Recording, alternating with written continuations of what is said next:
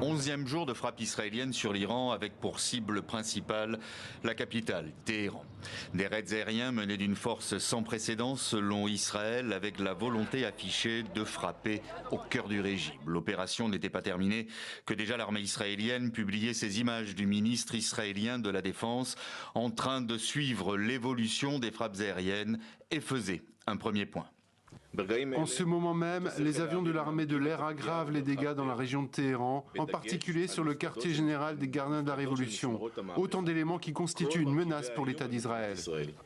Des sites énergétiques ont également été visés, privant d'électricité plusieurs quartiers de Téhéran pendant plusieurs heures. Des cibles militaires également, tels ces avions de chasse.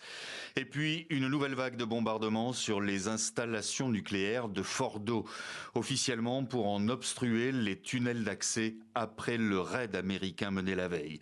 Si le Pentagone affirme avoir dévasté le programme nucléaire iranien, à Vienne, en Autriche, l'Agence internationale de l'énergie atomique réunie en urgence se veut beaucoup plus mesurée. Il est impossible en l'état d'évaluer l'étendue des dégâts. Mais surtout, l'AIEA demande le retour de ses inspecteurs. Tout d'abord, il faut revenir à la table des négociations et pour cela, permettre aux inspecteurs de l'AIEA de pouvoir retourner sur les sites nucléaires iraniens et de faire le point sur les stocks d'uranium, surtout sur les 400 kilos enrichis à 60%.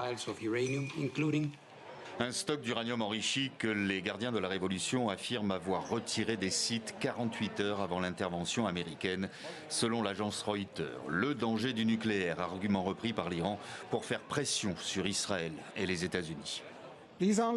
Ces attaques illégales pourraient avoir des conséquences environnementales considérables et dévastatrices, posant un risque sérieux de contamination, non seulement pour l'Iran, mais pour toute la région. La prison d'Evin à Téhéran a été également endommagée par l'aviation israélienne. C'est ici que sont détenus tous les opposants au régime et prisonniers politiques, le symbole de la répression du régime iranien.